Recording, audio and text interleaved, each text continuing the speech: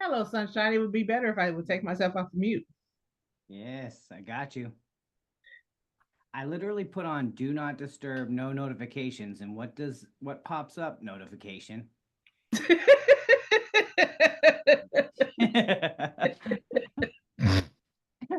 like I didn't even hear you say anything.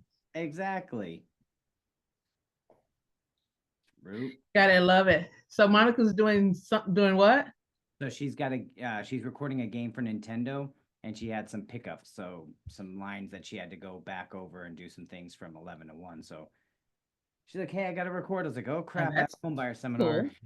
Jet, because her she's got to record, so she's doing a in essence a wireless meeting from California into her booth, so it draws a lot of internet Bandwidth, stuff, whatever that's called. Yeah, a lot of bandwidth. yeah, internet battery wizard. I don't know, I'm man. trying I to get just my hope this headset office in because wasn't the so. one thing I will say about this new laptop, the audio sucks. Does it? Can you hear my fan I just turned on? I can't. Okay, I good. can barely hear you. That's what I'm saying. The audio sucks with this new one. Well, I got to make sure that my mic is volume is up. So that's a part that I'm glad we got to test this. Uh, And have you made me? a co-host. Yep. Yep. Let's see. I'm gonna stop sharing for now, and then let's make sure my volumes are there.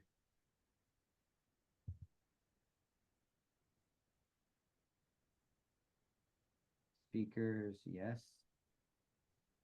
Mi microphone is volume up. So let's make sure that this is close enough so people can hear me. Let's move this over slightly so I get a little bit more space for my mic.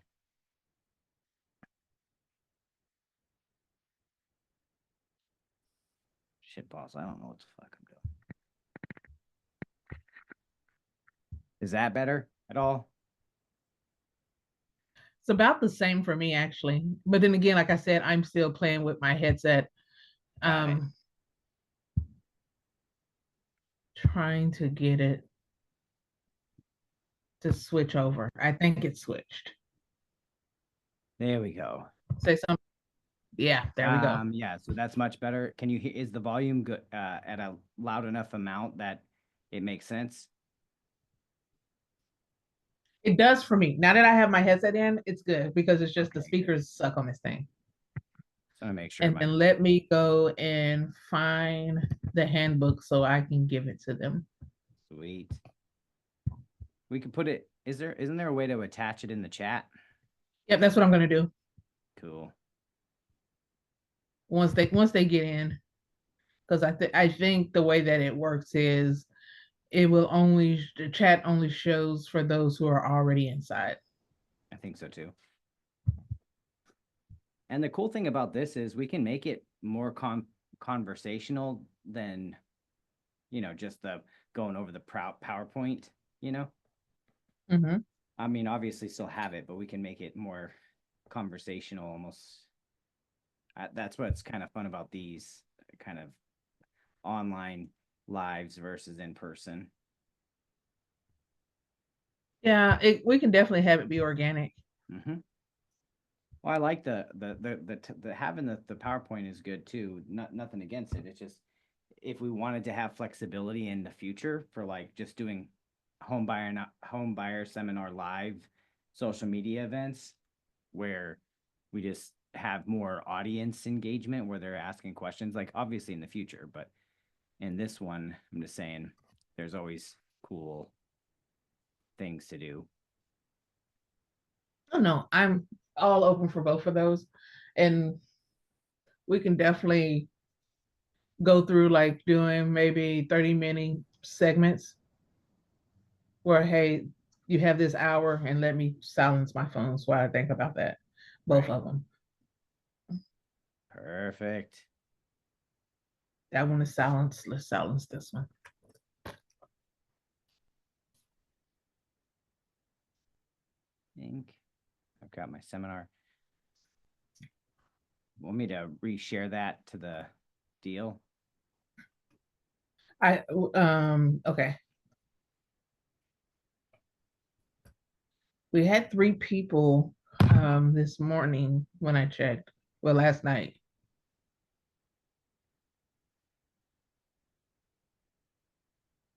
Let me do the present. Beginning. Boom. Making sure. I don't like that it's a. There we go.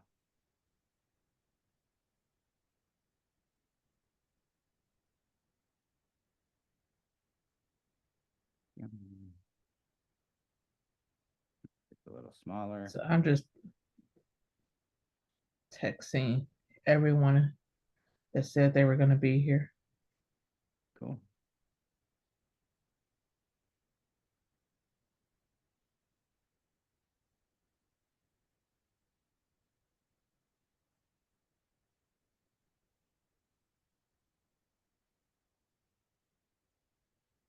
Who's that? Amber. Welcome, Amber. Just getting a couple more people to join us and then we'll get started. How are you doing this morning? All right, the usual whipping and running. Staying as busy as ever? Right. No problem at all. I'm gonna run and grab a water real fast. Go right ahead. I already have one right here.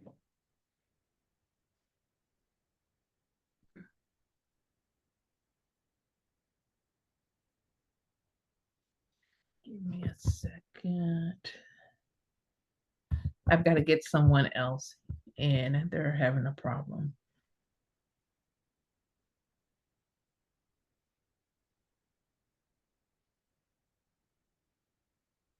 Good morning to whoever just came in.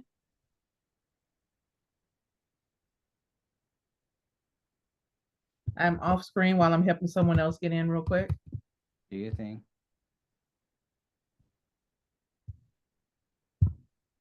He's in. So just one more and we'll get started. Good morning, Tiara. How are you? Up in the East Coast. Good morning, Terrence. Glad to have you here.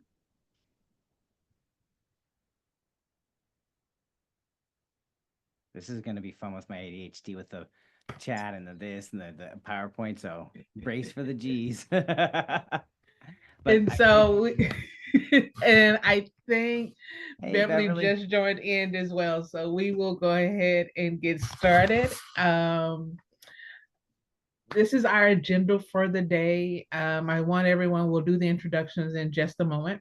But this is our agenda of what we're going to be going over today. We have who we are, what we do, the difference between buying versus renting, the type of loans that are out there for you to take advantage of.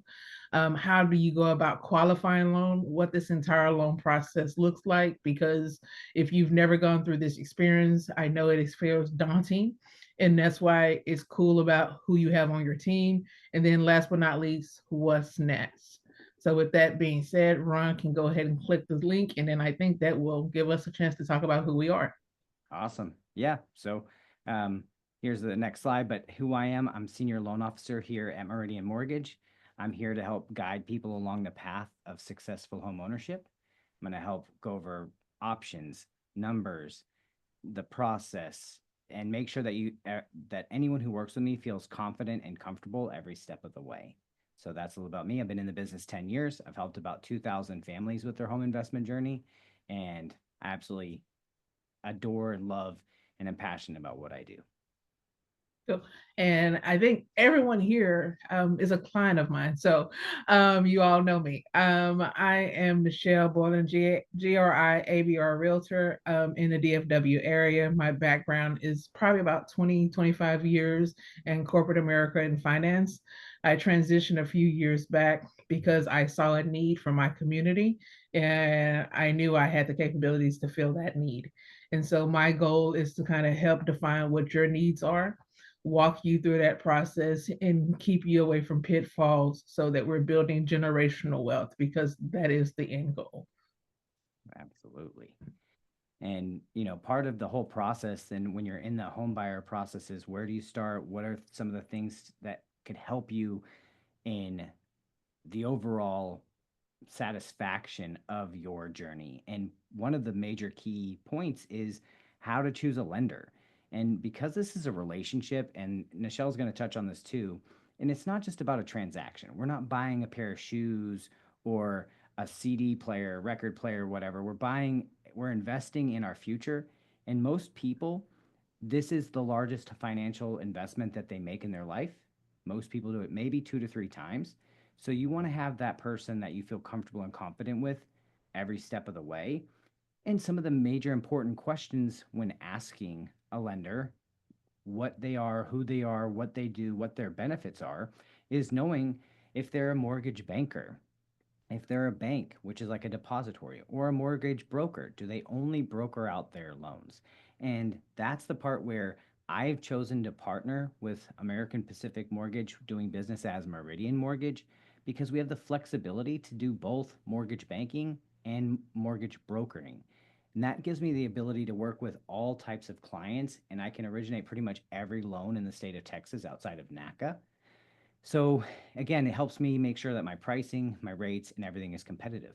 But you want to ask those questions. And now most of the large companies that aren't online based, companies like Fairway, Supreme Lending, Cross Country Mortgage, they're also mortgage banker broker combos. So it's not just me, but these are some of the main companies you want to talk to, because it can fall into a trap of, let me try to find the lowest rate because that's what marketing is online, when in all actuality we all have very similar rates, we all have very similar programs. It's, do we have the ability to close your loan on time, quick, smooth, and at the numbers that we quote you? And part of that has to do with, do we have complete control of the process? Meaning, can I open my door and see an underwriter or processor, or are they in the same office, state? Those are the questions you want to ask. Do you outsource your processing? Do you outsource your underwriting? Because that can slow down the process. And when time is of the essence, which it is on every contract, you want to make sure that you're not risking your earnest and option money. Some of the stuff we'll go over throughout this process, because you've went for a company that was really flashy online, but their performance is trash. So these are some of the questions you're wanting to ask when interviewing loan officers. Do you have positive control of the process? Do you originate your own loans? Do you broker everything out? And go from there. So next up, we'll learn a little bit more about the importance of choosing a real estate agent.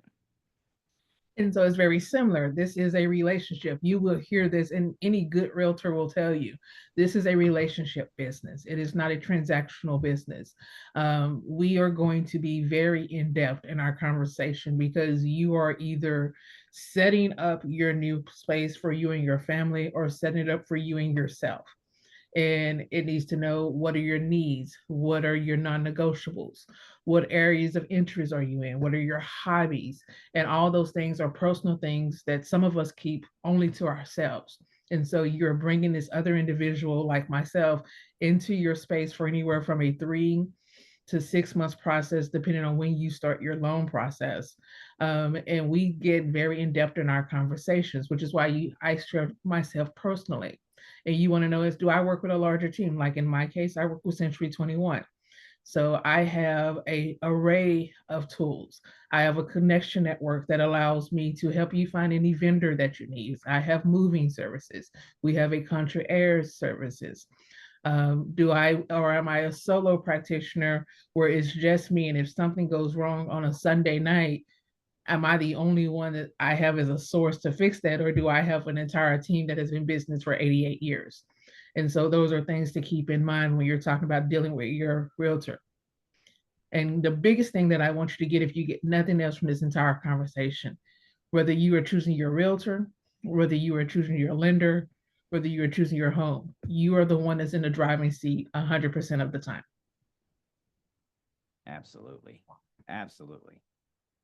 And just to touch on and give you a little bit of credit too on that, because the amount of vendors, when you say vendors, we're talking your homeowner's insurance, insurance to help protect against your property, like a home warranty companies and roofers, plumbers, electricians, anything that goes into successful home ownership. Nichelle has partnered with the right brokerage at Century 21 Judge Fight because they know the value of those relationships, and Nichelle has them on speed dial. So if anything happens in your property or during the process, you text her and then she'll have somebody out there connecting with you, usually the same day or if not 24 hours. And that is something that is so valuable as a homeowner. I know how stressful it can be if your AC goes out, if plumbing happens, anything. To have that assurance, be able to pick up your phone and call your realtor because it wasn't a transaction to her, it was a relationship. So valuable. Absolutely. 100%. And you get them for the life of your loan. So, not the life of your loan, you get them for the rest of life. So, once you have a contract with us that we successfully help you into your home, you're a part of our family. So, that connection network is yours. And one of the coolest things I like about the connection network, because of that relationship, if they do anything wrong to one of our Judge Fights counterparts, we have been known to allow them to succeed elsewhere. Yep. Quickly. Yes. And because it all goes into that value that we're adding as your chosen partners if you decide to work with us. And one of those things that I really focus in on is the money aspect and the what Nichelle mentioned, the long-term generational aspect of home ownership. Because we want to compare the differences between buying versus renting, right? Because a lot our society makes it really easy, or to be perceived as easy, to rent. Oh, you go to an apartment, you fill out their application, you wait a day or two, you pay the application fee, you find out if you get it or not. But for all intents and purposes, it's almost the exact same process for buying. And now with the combination of down payment and closing cost assistance programs, the out-of-pocket costs are very similar to renting, especially because where the market's at, sellers are giving seller concessions, which are credits. And then with those combined with the down payment assistance, you might be able to get a check back at closing. We'll walk through that later on in this presentation. But when you're buying, some of the things that you are responsible for: property tax, in your interest, which is tax deductible, your property tax is deductible. With renting, it's not tax deductible. You earn equity two ways when you own. One is through forced savings through principal balance reduction. And what that means is every time you make a payment, a portion of that payment goes towards your principal balance, reducing that balance, creating equity. The other way is through appreciation. Now, depending on where you're buying in Texas or around the country, wherever you're watching this, you can look up the appreciation data to find out what your property is appreciating at. Now, here in North Texas, the average has been between 5 and 8% for the last 15 plus years. So when you rent, there's no appreciation. You get no equity gains. And it's 100% interest because it all goes to the property owner. So you're making someone else rich versus yourself. Now, you also have control of the improvements and what you want to do on the property, for the most part, unless it's in an HOA. But in a rental situation, you have to change it back. You have to get approvals, all of the jumps and flips and hoops you got to do. And there is no pride of ownership. And this is something that I really want to touch on because there needs to be a restoring of that pride. And this is one of the biggest factors that I see as a mortgage loan officer who's bought and sold multiple properties over the last 10 years is, and it's very clear that the average homeowner has 40 times the net worth of a renter. And that's across all income streams. As you can see it on the screen here, from 26,000 a year all the way up to 192, the average net worth versus a renter is just staggering. And this is by design.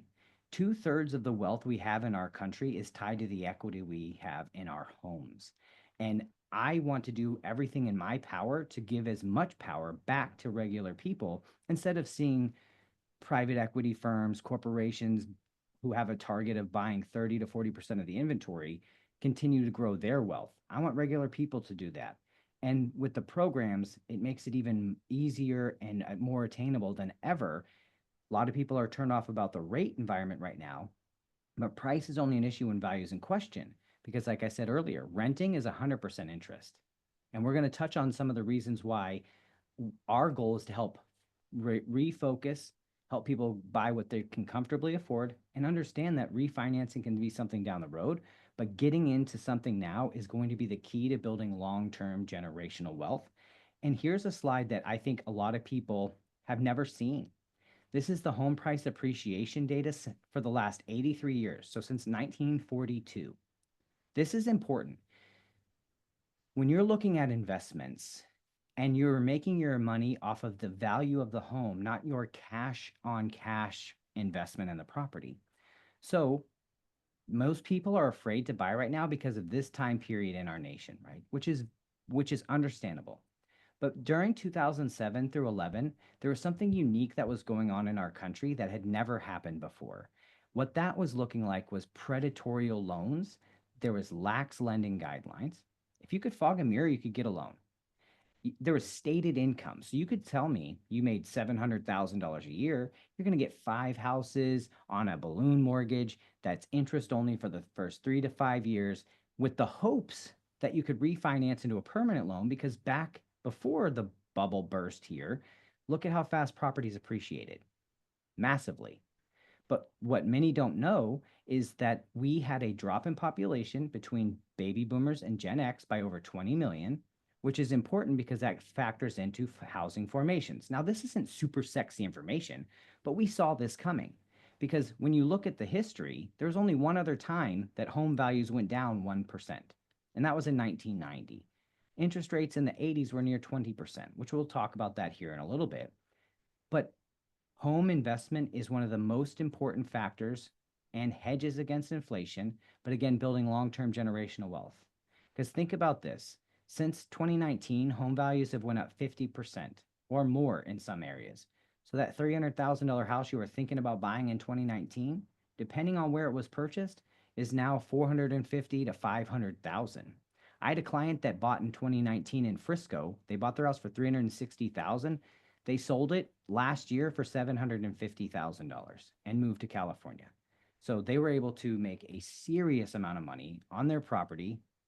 Now, is it always going to be that fast? No, because if you look at the average, 2, 5, 6, 4, 8, 7, there are times when it's massive, but a lot of that has to do with being in the market. You don't want to try to time the market. You want to be in the market, allowing time to be your ally. Because again, you make your equity growth 2 ways: principal balance reduction, every time you make your payment, your equity grows, and then through appreciation.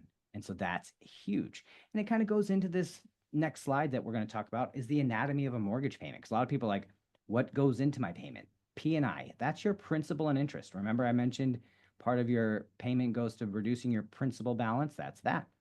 Taxes, that's your property taxes. When you're putting less than 20% down, you're going to have property taxes that's in your payment. Now, this is something that helps people feel safe and secure that, okay, all my whole payments in there. And same thing with insurance, which includes your homeowner's insurance and your mortgage insurance. That's part of your payment, and it's called your PITI, principal, interest, taxes, and insurance. That's the anatomy of it. Not scary.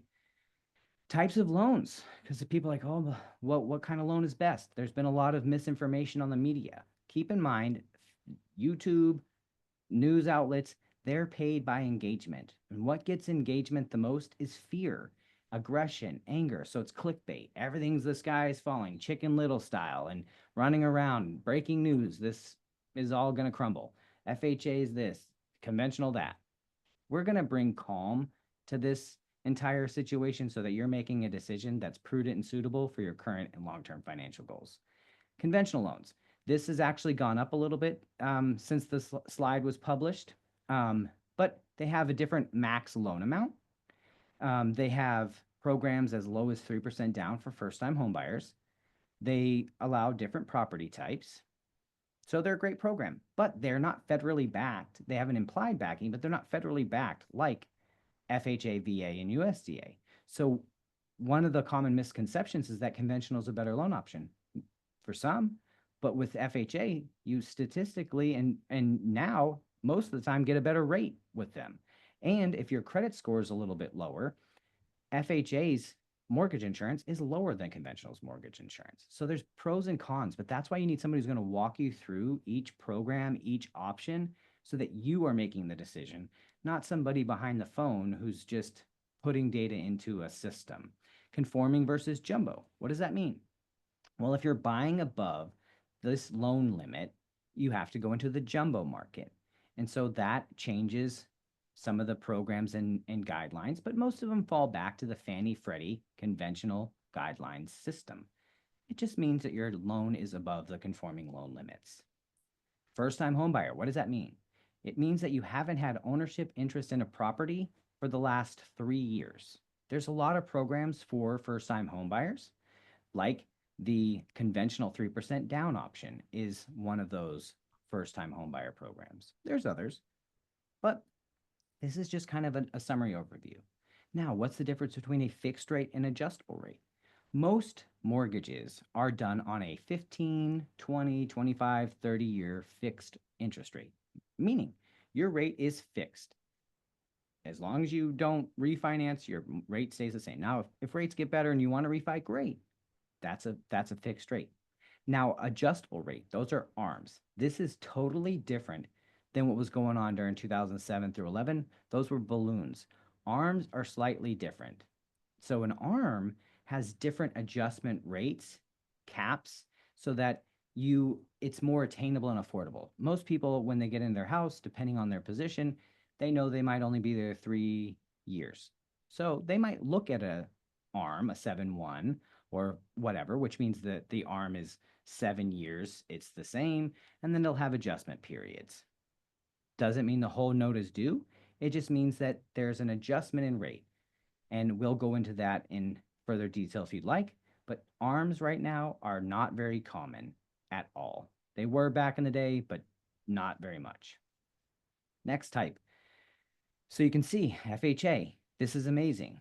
This is the one I was talking about with TSHAC or Seth or any of those down payment and closing cost assistance programs. If you're getting 5% assistance and the sellers are giving a credit, you can get a check back at closing, but as little as 3.5% down. Now, when you're under contract, you're not having to put that down payment right away. It's just part of the closing costs. When you get under contract, what you're going to need to put down is your earnest money, typically $100. I mean, your earnest money is 1% of the purchase price. Your option money is usually $100. But we're going to go over this because that's a common misconception throughout the process. But you're allowed to have some gift funds, 3.5% down, 203K rehab. So there's options, flexibility. VA, if you are a veteran and you have VA entitlement, you can finance up to 100%. And they say they don't have first-time home buyer because their program is the same for anyone who is eligible for VA financing. There's no mortgage insurance. Now, there is an upfront funding fee unless there was 100% disability awarded after service or during service, but there's some options here. USDA, same thing, 100% financing. There are some parameters. The property has to be in a USDA approved area, but that's where me and Nichelle are here to help, because if you are looking for a USDA approved property, we can go into the USDA's website and pull up their areas that they have that's approved USDA areas. Some credit score requirements and also some income requirements depending on the property and other factors, but that's what we're here to do. You don't have to know all of this stuff. Just know that you have a team in the background that's going to take care of you and that's going to walk you through this process so that you're an informed consumer. And with that being said, yeah, I want to keep make going. one quick adjustment on the earnest on new construction is typically 1% up until 5%. It just depends on the builder. Yep. And for option fee is typically between $100 and $500. It depends on the climate and how many days we need. Just a point of clarity. Yep. No, that's perfect. Yeah, because new builds are completely different structure in a sense for contracts and processes than a pre-existing home.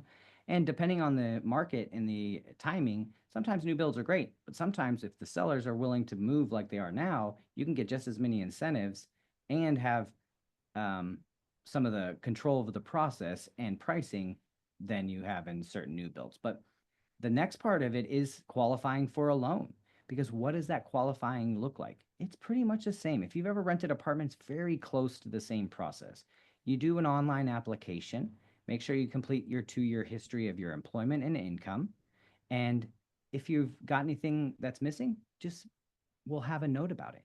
But we will review your credit, and we will, for myself, I always do a hard inquiry That's important because then it allows me to see all three bureaus. If someone's doing a soft pull, they're doing a disservice to you, in my opinion, because they're not really understanding the full risk of your earnest money if they don't know what could or couldn't be reporting on other bureaus they're not pulling. So we're going to look at credit score and why that's important, because there's four main things in the qualifying of a person for a property. And don't worry, at the end, we're going to do a Q&A session and we'll be able to address any comments or concerns or questions you have. We're just going to kind of get through this so that we have it for you. What is credit? 35% of it is your history. So making sure you make your payments on time is pivotal, right? And make your minimum payment, at least, always. Because when we're looking at your debt to income ratio, which we'll talk about here in the next few slides, we're looking at the minimum payment that's reported on credit, not how much you're paying. And so that's some of the factors, because sometimes people will pay a little bit more. We're looking at what you're paying on based on what's reported.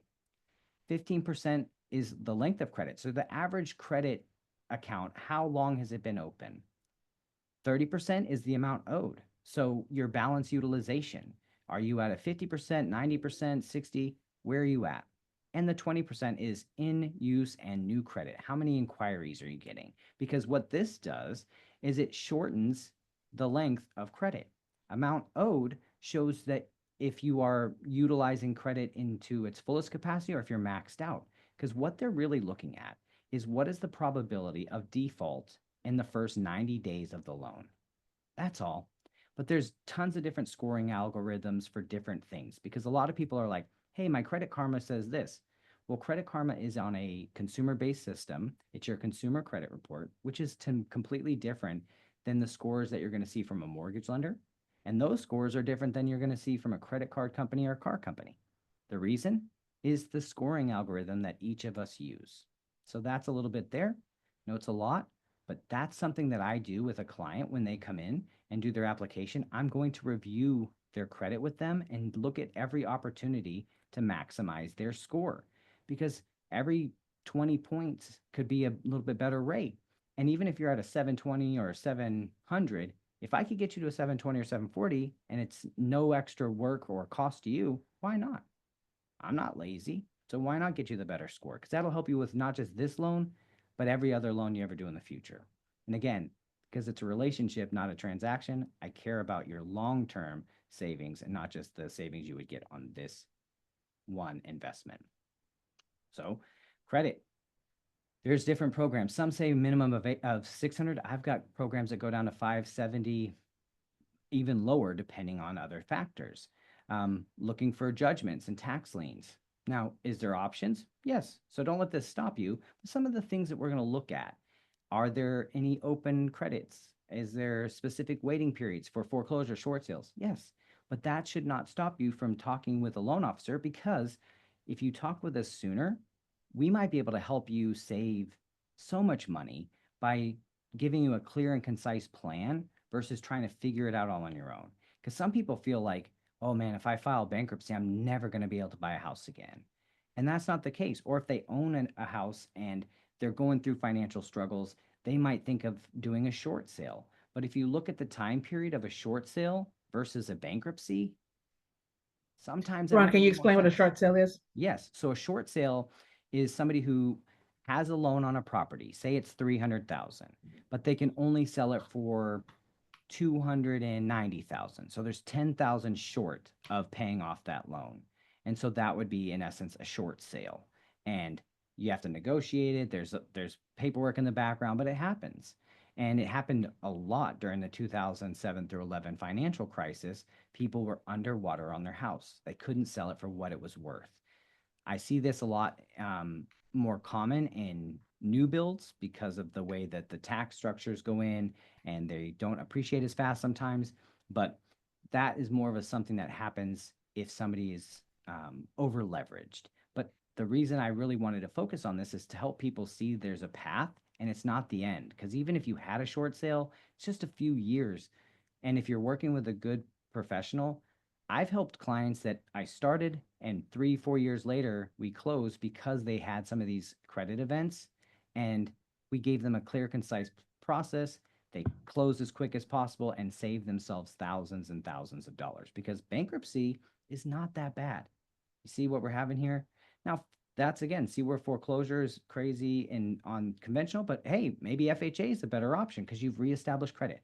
But nevertheless, this is where I want to give hope to people. Just because something happened in the past does not define who you are as a buyer and a person right now. Let's talk, get you set up for success and building generational wealth. And so some of the things when we're talking about cards, balance utilization. So keeping your scores where they, keeping your balances down. Don't make any late payments. Obviously, how much it can impact you for each of these options.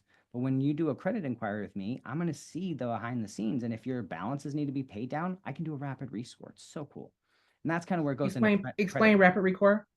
Yeah, absolutely. So rapid rescore. So in essence, your credit is a snapshot in time.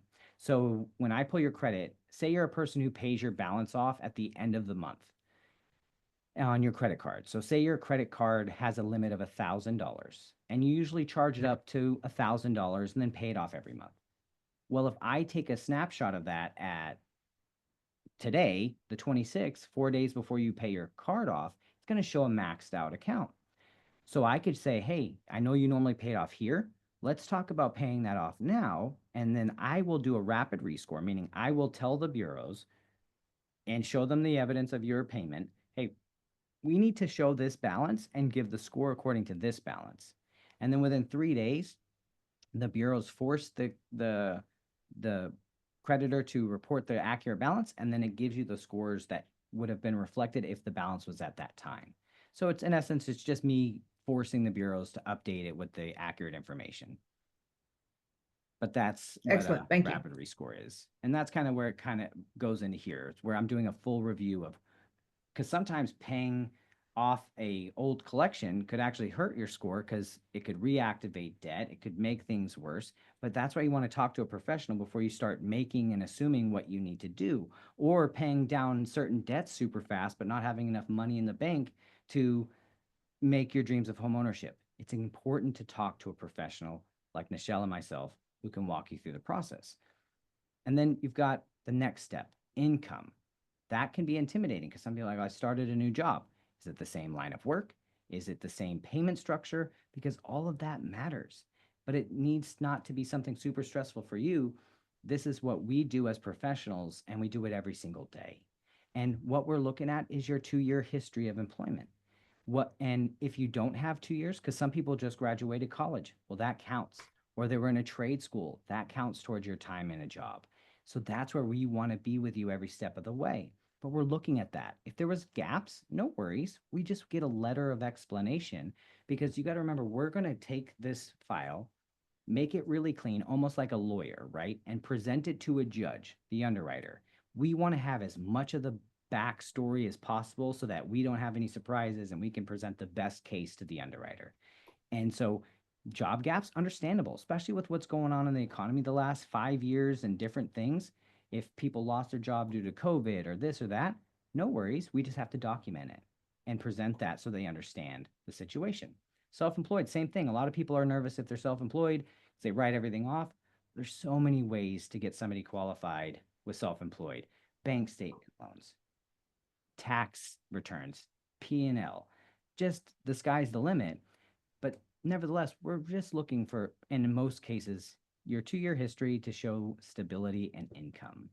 Because that income is what we use to determine your debt to income ratio, or DTI. You will hear that phrase common when you're looking online. So this scenario, you've got Mr. and Miss Smith, their combined income is $90,000 a year. Now, when we're looking at DTI, we're only looking at payments that report to credit or notes that you have out. So car payment, $500. They have, and then they're looking at the sales price of the house, the loan amount, 5% down. This is the rate. And so they're looking at their PITI. So then it gives you their debt to income ratio because their only debt that reports to credit is their car payment.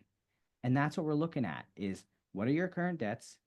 What's the max property price and loan amount that you can qualify for? And that's what we do every single day. That's the big part, right? Because the next part is your ability to cover cash to close. Now that can be solved through down payment assistance, which we'll go through, but your assets to qualify. Do you have enough money in your bank to get your earnest, option, and appraisal money? We have to source those funds. Do you have 401k? So these are the questions we're going to go over during your initial consultation and through the process. But I want you to feel it, because if you know what's coming, it's not as intimidating. It doesn't feel as invasive. We're not looking to see if you're buying a McDonald's or Starbucks every day. We're just looking at, do you have assets to cover these things? And if there's any red flags, because sometimes in the past, people, because it's such a large investment, people would move funds around and we'd need to document it so there wasn't any chance of mortgage fraud. So we're going to look at certain things. If you have a gift, great. Let's talk about that as early as possible to help reduce the stress in the process and walk you through that every step of the way, because we have to have a paper trail. One of the fastest ways and easiest ways to source those funds is to have the gifter deposit that at title. And me and Nichelle would walk you through that every step of the way. But just know that all of these opportunities might seem overwhelming, but to us, this is everyday business. This is normal. But for someone who's just doing it, this is a cause for stress. Because, oh my gosh, where do I get my bank statements? Do I do it online? Can I take screenshots? All of that. We will walk you through it. It's going to be okay. It's almost like taking a flight. When you're starting to take off, it's a little nervous, a little rocky, and then you get calmed down, the lights come on, and the servers will pass out drinks and do their thing. That's kind of the process. It's a little nervous up front, but once we get to that cruising altitude, it makes you so comfortable and calm. And that's where I and Nichelle both want to work at getting you to that calm state as fast as possible so that you can actually enjoy this process, because we are helping you build generational wealth. It shouldn't all be stressed out and to the max. And it can happen just by communication. And with that, yeah, I don't want to deter, but I want to talk about the generational wealth for just a Yes. moment. Yes. So I have a friend of mine. We've known each other almost 30 years now. For those that are familiar with this area, it's in Las Colinas. They bought a home in 2019. They paid a little bit over 400,000 for it. They lived in it until January 4th of this year. I sold it for them off market because they didn't want to deal with having people trace through their house and so forth. At off market, when you sell off market, you typically get 70 cents on the dollar for the value of your home. Yep.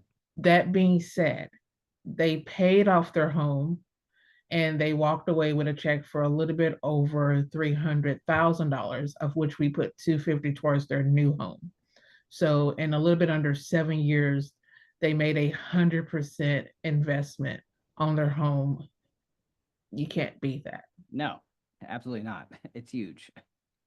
Now you can continue talking about the DPA charts. No, that's so important because, again, lived experience, right? It's easy for people to talk about it, but if they haven't lived it, they don't know that real life experience. And I thank you for sharing, because that's also happened in my life. When I bought my first house, me and my partner Monica, we lived in it for 2 years and we ended up selling, making a ton of money.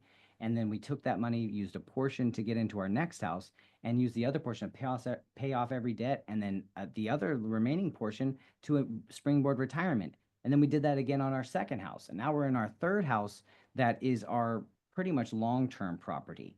And so, like, the power of equity growth is insane. And if I can do it, anyone can. That's what I'm like, I want everyone to make that wealth. Because my friend, the one that I talked about that made over 300,000 in just a few years to go to California, it made their move so much easier. But I had a client, Stephanie, that closed just 2 months ago, where she had a property, she had equity stored in. We were able to help sell her house, take that equity to buy another house on a golf course, pay off every debt she had, and then have a year's worth of her mortgage payments in the bank so that could draw off automatically. And then once a quarter, she's just moving money over to keep that account full. So it changed her life and her structure.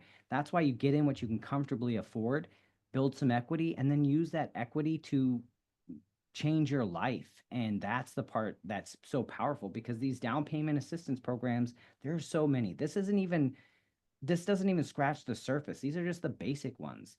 And most of them, like T-Shack is probably my favorite one in Texas, depending on a person's situation, income. But T-Shack has a couple options. They have some that are considered a grant where it's a gift. There's no repayment period. Most are on a 3-year forgivable second lien. There's no interest or payment as long as you stay in the home 3 years. Well, what's good about this too is timing. Remember, I showed the home price appreciation is normally about 5%. Well, after 3 years, your property's appreciated, let's say 15%. You've also made your minimum payment every month. So now you reduce your principal balance. So in that 3-year period after the funds are forgiven, when you go to refinance to lower your rate, now you can drop mortgage insurance, you can reduce the term, just really have flexibility. But again, I had a client last month. Was it last month? Yeah, it was last month. They got a check back at closing for $2,600, almost their entire earnest and option money check because of seller concessions, because of T-Shack. They got 5% assistance. Now they're building long-term generational wealth, and they had money in the bank to cover furniture and a mover at the end because we didn't have to put a bunch of money down, and they got their money back at closing. It's huge. Last part of it is the property. So up front, I try to do to get everybody qualified for the first 3 because I can do a pre-underwrite of your file where we're looking at your credit, your income, your assets, getting you ready to go. So you're putting competitive offers where you can compete against cash offers, meaning we can close in 15 days or less. And that means you're closing just as fast as a cash offer. The last piece that has to be underwritten and why it takes 15 days is you need a property appraisal. So that's the next phase. What happens during that process? So you found a property, you get under contract, your past option, we get the appraisal in. The appraisal protects the lender. It makes sure that the property's there and that it meets guidelines and it's in a state that's habitable. Unless it's going through a renovation loan, then it'll state what needs to be done on the property in order for it to be assessed at the value. But that's where each of these programs have slightly different options, but this is kind of what they're looking at. Is it safe? Does it have access to the roads? Does it have sewer or septic? Is it, are all the mechanical systems working? The FHA. FHA is going to have the same ones pretty close to the Yep. VA. Exactly. And both FHA, they have a little bit more emphasis on lead-based paint or peeling paint or dirt growing up on the foundation a little bit. So like in this photo, if you see right here where this dirt is up a little bit, if I were the homeowner, I might want to rake that down just a little. And nothing big, but they look at this type of stuff. That's a little, I never noticed that until this moment, and probably because my Adderall kicked in, and I'm like, wait a second. I would break this down because it's up a little bit. Nichelle, what would you be doing? Would you think the same? As a realtor, I would probably have my hoe in my car, and before the Yep. appraisal came out, it would have already been raked down. 100%. And that, me too. Like, I have gone and repainted parts of people's property, scraped property as a lender, because I'm like, I'm not going to let them miss out on this deal over a minor thing. Because, like, it didn't have to be, the whole house didn't have to be painted. It was some trim on the back side of a house in Arlington. And I just scraped it and put some kills up and cleaned up the scrapings. I'm like, done. Let's go. We're closing. Yep. But that's some of the stuff they look at. But some people have this weird assumption that FHA loans, the appraiser, is some kind of inspector gadget and he's going to look at every opportunity to deny the deal. No. They want to make sure that the house is safe and livable. And the reason why they're looking at wood, like building up, is termites and insects that could impact the value of your property or its sustainability. So in essence, if they found something, that's great because this is a huge investment. Wouldn't you want to know the threats and risks in your investment? It's a no-brainer. And so that's some of the stuff that they're looking at, is to make sure that it's a solid investment. And so in essence, this is going to be close to the summary part of my section, and then we'll pass it on to Nichelle. But the loan process, how do I help take the stress away and help you feel like you are in control? Because you are. It's very simple. We're going to start with your pre-approval, the online application. We're going to gather your income documentation, your assets, your photo government IDs, your consents, so that you get your approval letter so that you can go out and start shopping for a home and putting offers out on properties. Once your property offer is accepted, and what's a good thing why Nichelle and I work so well as a team is when she's putting an offer out, she's going to CC me on that offer. What I'm going to do is call that listing agent and assure that listing agent of my process on how we're going to close quick, smooth, and on time, the follow-up they're going to get and expect from me as the lender so that they feel comfortable selecting your offer. And I've tracked this over the last 10 years. On average, a person submits about 8 offers before they get theirs accepted. On average, my clients only have to submit 2 to 3 offers to get theirs accepted because of that level of service. And so you get under contract. We send out initial disclosures. Those initial disclosures, we're guessing on a couple things because I don't know who your homeowner's insurance is going to be. Not sure what the tax cert's going to be because that comes from title, but we estimate high. You're going to get your initial disclosures. You'll review them, acknowledge receipt by signing, send them back. A file goes to processing. We order the appraisal. You get your inspections during this process. Appraisal comes back, inspections come back. We submit the file to underwriting. Underwriting reviews it. If there's any conditions, they'll send that out to get the final approval and then send docs to title for closing. You'll get the loan docs. You'll have your final closing disclosure. We're talking throughout the process. Every Tuesday, we're having conversations, text, email, phone call, whichever is best for you, keeping you aware of what's going on. And your docs are at title typically 72 hours prior to closing so that you know your final numbers. Now, the difference in mortgage versus buying a car, because most people bought car, here at the finance office, at the closing table, the numbers can't change. Everything throughout this process, typically the numbers can only go down unless it's something you shop for, like your homeowner's insurance came in way higher than initial estimates. But from initial disclosure to your final closing disclosure, those numbers are less at the final closing because we can only go down, we don't go up because there's tolerance levels to it. So there's no surprises, there's no whammies, there's no renegotiating things. So you can feel safe that there's no one going to try to manipulate you with throwing in last minute fees or last minute things that cause you to have concern. And that's a part where we sign, and then once the docs come back to the loan officer in our company, we review that all things have been signed. You get funding, and we table fund. So we fund within 15 to 20 minutes after getting the docs back from title, and you get keys. And that's my process, pretty much start to finish, in a macro overview of it. And now, And then so he's going to go down this. This is kind of the same step, so we can move on to the next slide. Recap for me. And so I'll talk about the home buying process, and then we're going to open it up for questions because I'm pretty sure everyone here has at least one question.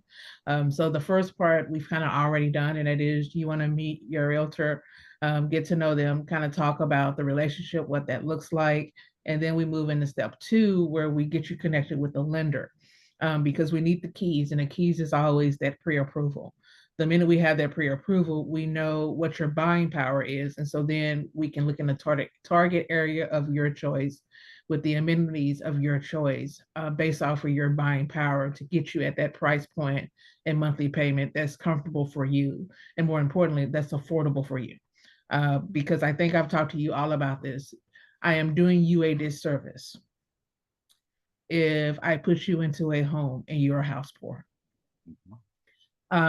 And so the goal is to make sure that you are never house poor when we go into that home. So it's going to be within your affordability range. And if it's not, then we need to make some adjustments and make sure that we're only looking in that price points that's accessible for you.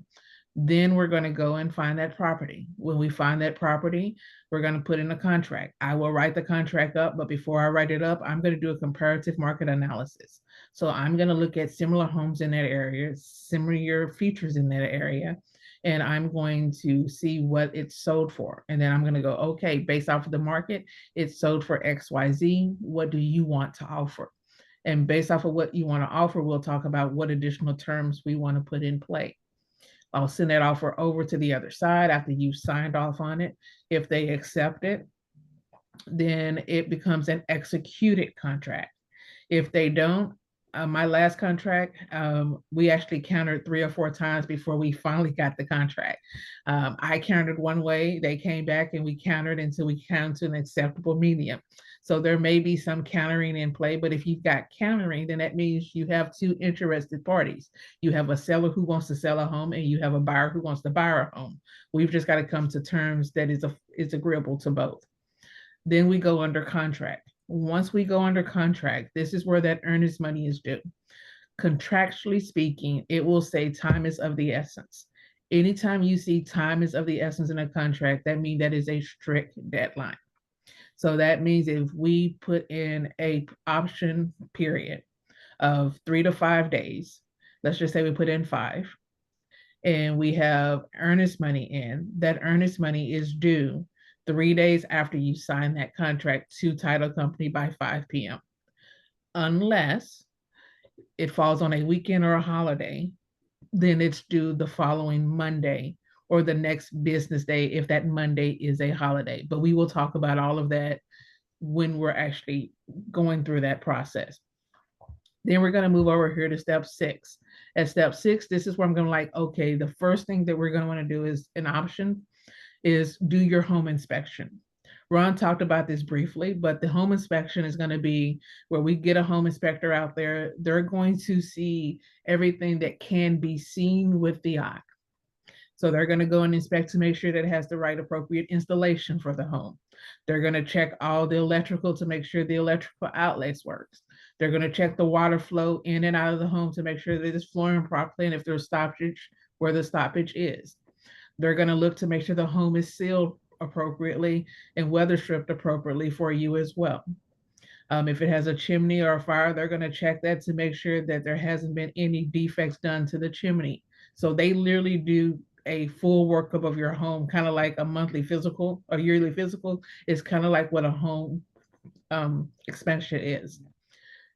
If we get some items, and I'm going to be honest, I have never done a home inspection where we didn't find something. Facts.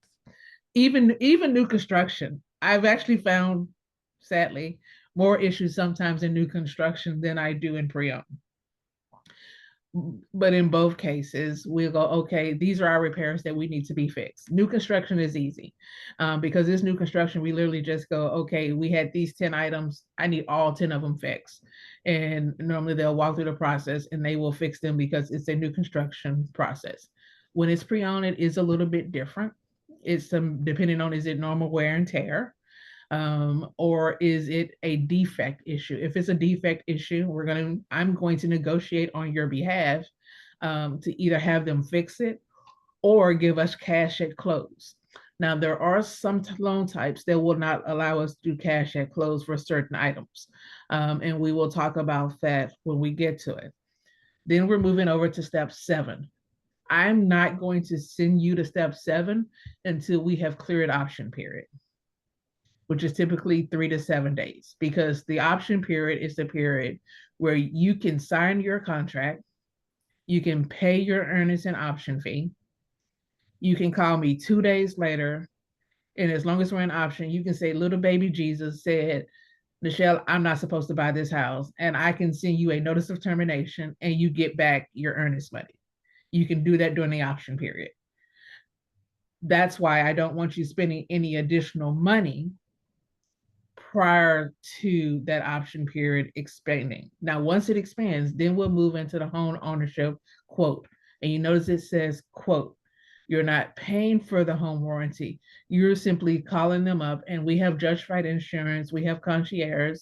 I would also recommend that you look at whoever you have either your rentals insurance with now or your car insurance with, so that you can bundle it. And you'll call and go, hey, look, I'm purchasing 123 Main Street in Dallas, Texas, in Forney, Texas, in Cleveland, Texas, where it is you want to purchase this home. These are my parameters for it. Can you give me a quote? They're going to give you a quote. You're going to ask for the declaration page. You're going to take their declaration page and you're going to hand it over to Ron. Ron is going to include that in your cash to close, because the first year of your home warranty is prepaid at close. That's part of what your cash to close is. It's your home warranty, your first 3 months payments, and your taxes for the year. Am I about right, Ron, on that? Yeah, absolutely. Okay. Home warranty, your homeowner's insurance with the escrow account being set up, but you're absolutely spot on. Yes. And Okay. most of the time you're able to negotiate the sellers covering or giving them a refund for their home warranty, so they'll get that refunded at the end. Yeah, and actually in my case, in every contract that I write, and I think I've said this before, I already include a $500 home warranty, which gives you the base home running warranty. For an extra $325. You can get the full wraparound warranty. And then we'll move into step 7. So all this stuff is happening simultaneously. So Ron is in the background working with his underwriting team, and he may be going, okay, I need an update bank statement. That's all happening in step 9. Title is also working on doing the survey. They're doing a title commitment. They're doing a title search on the home that you're purchasing. If it's pre-owned, they're going back as far as they can to make sure no one else owns claims to that home but you when you buy it. If it's new construction, then they're just making sure that the builders and the developers have done what they needed to do. And then they're going to pull a tax file. And what Ron was talking about with that tax file, if you go new construction, that first year, your taxes are only going to be paid on the land because at the beginning of the year, the home was not on it. Right. Your second year, the new construction is going to now show the value of the home. And where people get confused is they'll go to new construction. Remember, new constructions have realtors there too, but their realtors work there for the new construction builder. And so what they won't tell you is that the reason why your taxes are so low is because they're only giving you taxed on the value of the land. So when you have your lender and your realtor look at it, you're like, oh, I can look at it and see if I go to the Dallas CAD site or I go to whatever CAD site, I can see what taxes are going to be because now the home is on it. Why does that matter? It's so that you don't get the sticker shock that Ron was talking about earlier. And that is, if I know, and if Ron is doing it, which is why I like him, he will show you, if we're buying new construction, not only what your taxes are going to be this year, but what you can anticipate them being in 2 years.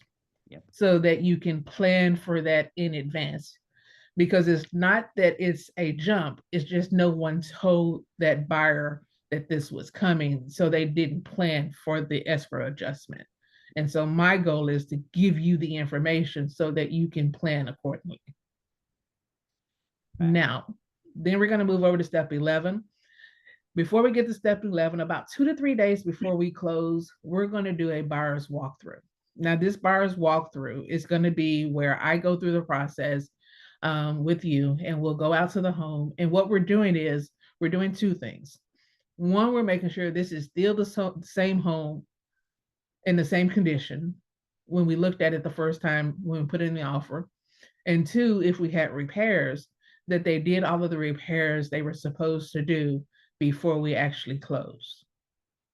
And then we will go into step 11, where we actually sit down and we sign all of our documents, our stack of papers, where we legally transfer a title from one person to you. And then we move to step 6. That's where we talk about the closing and funding. Closing is signing the documents. Funding is when Ron literally says, okay, I release the funds. And then once title gets those funds, the keys are released to your new home. And that is kind of the home buying process. With that being said, we will open it up for questions. You can either put them in chat or you can come on mic, whichever is easiest for you. I'm going to stop the share. Okay. Awesome. Yeah, that property tax adjustment year 2 can be pretty serious. And so I'm so thankful that you always touch on that with your clients, and the same with me. Because if they expect it, then they can save accordingly and then pay that difference to their servicer and not have their payment jump exponentially. But if they're not aware of it, that's where I've had clients call me that closed with the builder's lender. They didn't tell them and they were freaking out. And some of them were facing the short sales, but that's where choosing the right realtor, choosing the right lender who will walk you through the process is so pivotal on such a large investment. Who has questions? I know this group has at least 1 or 2 questions. Absolutely.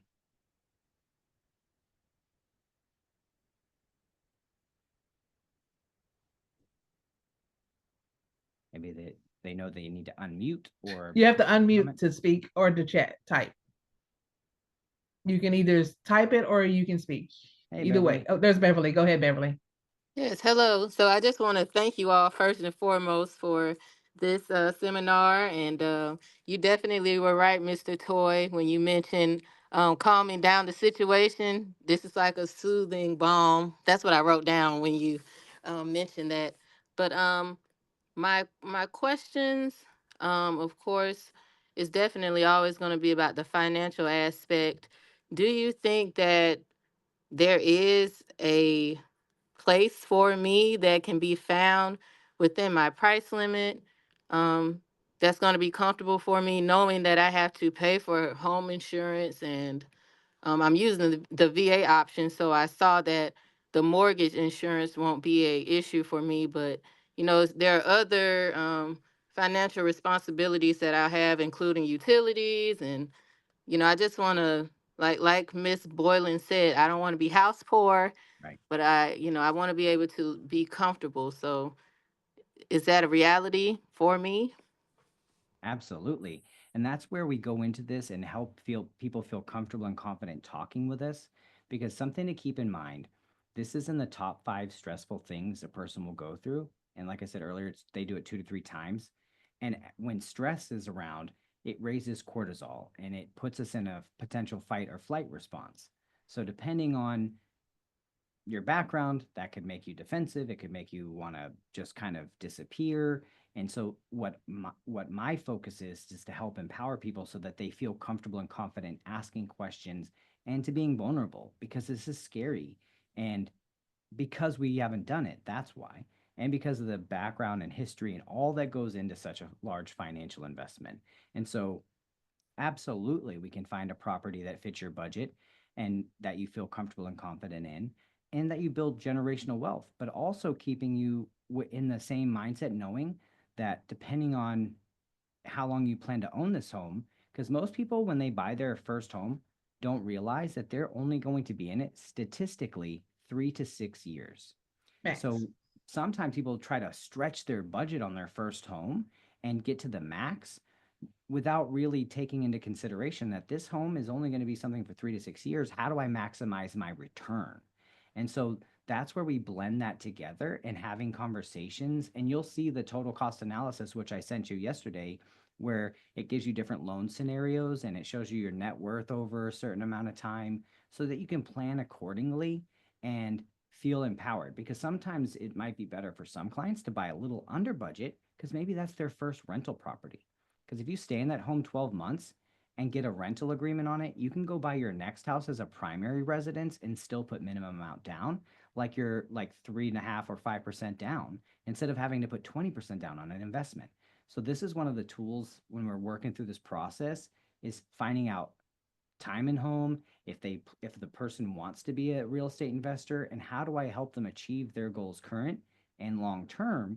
And so yes, we will definitely focus on your budget and make sure that you can comfortably afford the properties you're putting offers on and know what potential threats are in buying certain properties, like the property tax adjustments, if it's a new build or if it's a home that had the same resident for 20 years and they had a homestead in place, so then their taxable value was capped.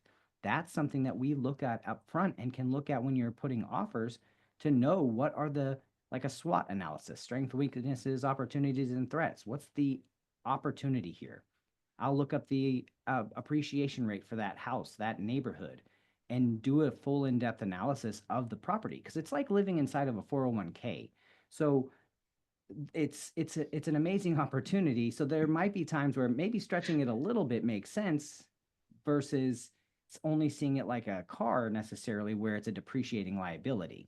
And that's where it's an overall picture, but having these conversations as early as possible in the process is key because then you're going into this like an investor. You've removed the emotional side of it because that's the thing. Most people think we buy with logic and all this and then later justify with emotion, but it's the exact opposite. We buy with emotion and then try to justify with logic. And that's where my first house, never owned a house before, but I need a 4 bedroom, 2.5 bath with an acre lot. They don't even own a lawnmower. They've never paid for lawn maintenance. And they've lived in a 1 bedroom apartment. And it's not that they shouldn't buy that, but are they set up for success because lawn maintenance costs XYZ per month? You're going into a property and all these other expenses that they don't take into effect. But when you have a good team, they're going to walk you through that and let you know, hey, here's this, here's that.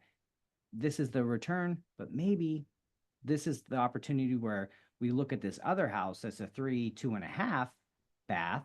But if we put $10,000 into this property and make it a 3 bath, now this house is going to be worth another 45 to 50,000 when you go to sell in 3 to 6 years, maximizing your equity position.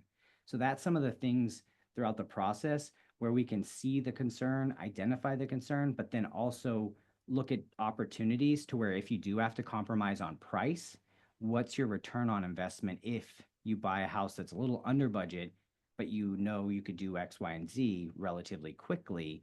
And now if you go to sell in 3 years, you'll maximize your return. So there's an overall picture, and more specifically to know for you, yes, we are not going to force you into anything because we're not high pressure salespeople. We're here as a relationship to help you build long term generational wealth. And so we don't want you stretching your budget, getting like frustrated with us because then we won't get referrals, we won't build trust, and our business is based on and built on referrals. And how we get a good sign that we've done our job and we've built trust is that the people we work with refer us to their friends, families, and coworkers that they're talking to throughout the process. Otherwise, we don't have a litmus test if we did a good job. They can tell us, but those referrals is tangible. And that's where, again, we are going to make sure that you feel comfortable and confident because that then in return helps you feel safe to refer us to the people you trust. So that in is kind of a summary of the entire picture. Okay, great. Thank you so much. You hit the nail on the head when you mentioned how emotional this process can be. But yeah, thank you so much for that. And yeah, I'm gonna mute my mic now. You're welcome. But you can come back on in a second. And before I Anytime. go to Terrence's question, I do want to piggyback on something Ron said. Mm-hmm. Because this is something me and Ron are talking about that I've been talking about doing myself recently. And it is, did you guys catch him when he says you can go ahead and buy your first home, live in it for 12 months, 24 months, 36 months, turn around, make that your new rental home property. Don't sell it. So now it's your investment property. Go buy your next home for 3.5% down with a FHA loan. And you do that every 12 to 24 months, and you really are starting to build your wealth. Yep. Now, I've answered this before, but I will let Ron answer it. Terrence, as with a VA loan, does the home have to be a new build or a newer home? Nope. With VA loan, they're not necessarily concerned with the age of the property. They're just more that it's livable, safe, it's habitable. And if it was a mobile home, there are certain restrictions and guidelines if it's built after a certain year period and if it's been moved before. But if it's a regular house, there isn't really any restrictions there. There's also not a max loan limit anymore. Before, it was capped out at a certain amount, but now it's open. So that's the other part too, is looking at depending on where you're at, does it make sense to use your VA? Because you can have multiple uses, but that comes with entitlement, and we look at that. Does it make sense to use the VA on this loan, or does it make sense to use your VA on your next purchase, the other one? Because depending on if there was any disability awarded, there's a different amount for funding fee. And so initial funding fee is typically lower than subsequent use. So that's where, again, when I'm concerned with your long term financial goals, we're going to look at those opportunities so that I don't set you up for misery in the future because we use the VA on a initial investment, you only be in 2 to 3 years, and now you got to pay a 3.3% funding fee instead of a 2.3% funding fee on your next house that's probably going to be worth way more. So that's just some of the stuff that we look at overall on what's the picture. Does it make sense to use that now? Or FHA deal on a T shack where you're getting your assistance, you're getting all the funds back at closing, you're not getting that 2.3 or 3.3% funding fee added to your loan, and some of those things. But that is the overall picture that I do when I'm going through the review process. And I don't just put it into paper and then send it to you to interpret. I do an in-depth video, but I also do calls with you, and we walk through this because, again, My entire mission in this business is to help people feel comfortable and confident every step of the way. And so I want you to be an informed consumer. So you would see the numbers, you would see the analysis and be able to, and I'll walk you through it to show you, hey, here's your cost out of pocket if we go this option. Here's your cost out of pocket if we go here. And here's your cost out of pocket if we go here. And now you're selecting the program that aligns with your current long-term goals. And that is prudent and suitable for those goals. Well, and just on that note, I do know on your walkthrough that cash to close when you've got DP assistance, that's normally already covered, and so it's really zero. You're just showing what down payment assistance is being used, right? Correct. Yep. Okay. And or if there's any remaining amount, because like say if it's giving 5% assistance and the down payment is 3.5%, it's covering your entire down payment plus a little bit of the closing costs. But you hinted on this a little bit earlier. Part of closing costs is your title policies, your title fees, your escrow account, which is your property taxes and homeowners insurance.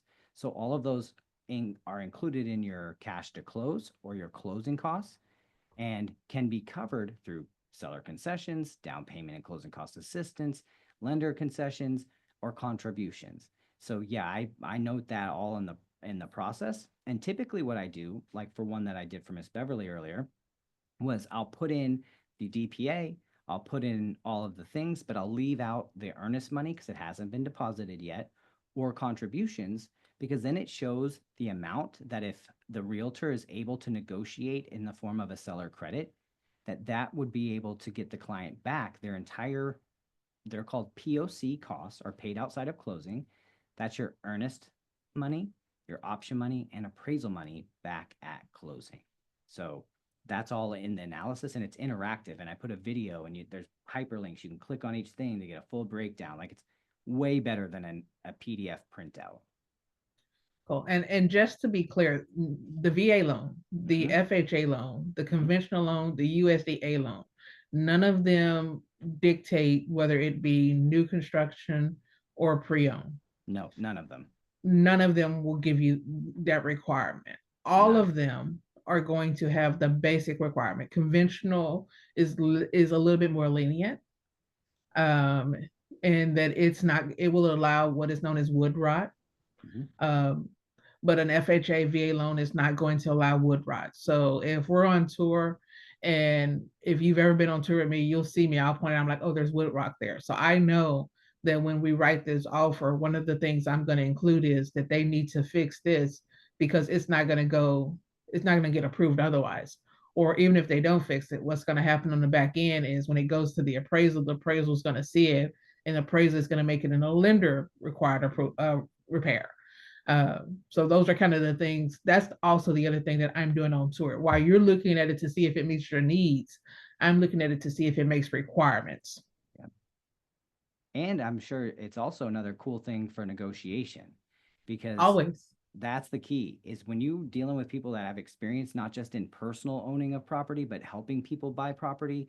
We see these opportunities because some people might say, this kitchen is this, or this outlet is here. We're thinking, we can probably negotiate another this, that, and the other, and because we have the judge fight connection, we can get somebody over here that'll do that lickety split, and it won't be as much as I can negotiate in this credit, so my clients are on a positive. And so we are negotiating masters on the back end to make sure that you're in the best position to succeed.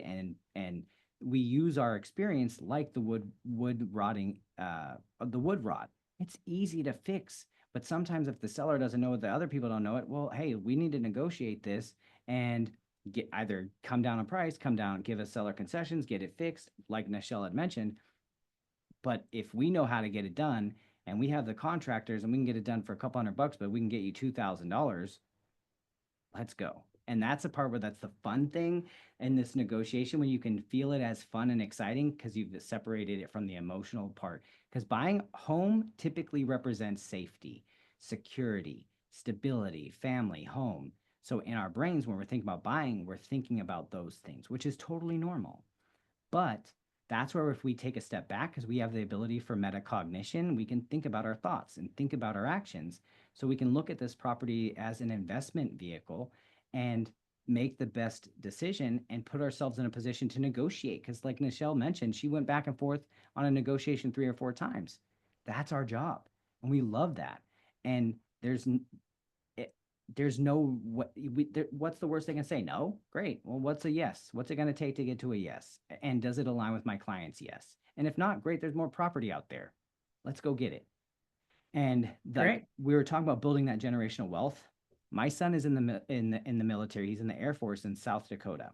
Once he's in 2 years, I wanted to kind of share a hint, especially Terrence, because you mentioned VA. If I were in a position, and this is what I'm going to do for him, because the VA can be used to buy a duplex or fourplex, it's the only type of opportunity to use VA for investor financing. Because as long as you occupy one of the units as your primary residence, you can use the VA, no money down. Sellers can help cover costs. We can do all the things. And then you can rent out the other sides to help supplement your payment, qualify for more property. But now, if you're thinking about investing and being an investor, now you have 4 doors or 2 doors under management off of one investment. And as long as you stay in it for 12 months, you then have to then get it out of VA to use your VA loan again. But that's when you can refinance it into conventional and put that as an investment property in the future. Now you go buy another duplex, fourplex with VA, same thing, no money out of pocket, and build your real estate portfolio that way and without ever having to put 20% down. But that's why we have these conversations to find out what your goals are, not just with this property, but how many properties do you want to own in the future? What is your freedom point? Because I want you to buy time back. That's the only thing we don't have more of, and doesn't matter how rich you are, you can't get another minute. So what's your freedom point? How much would you need to make in passive income and property ownership to be able to go live on a beach and sell popsicle stick bird cages? Like whatever it is, it is. But like I want you to have that life instead of stuck in a 9 to 5 for the next 40 years of your lifetime. If that's something you want to do, is make passive income through a home ownership and never have to put 20% down and not be creepy skeevy to people like you see some of these online gurus who tell you to do all these other things and use other people's money. It's not how it works. But that's the fun part about ownership, is what the sky's the limit, and it's a plan. If you have an actionable plan, anything is possible.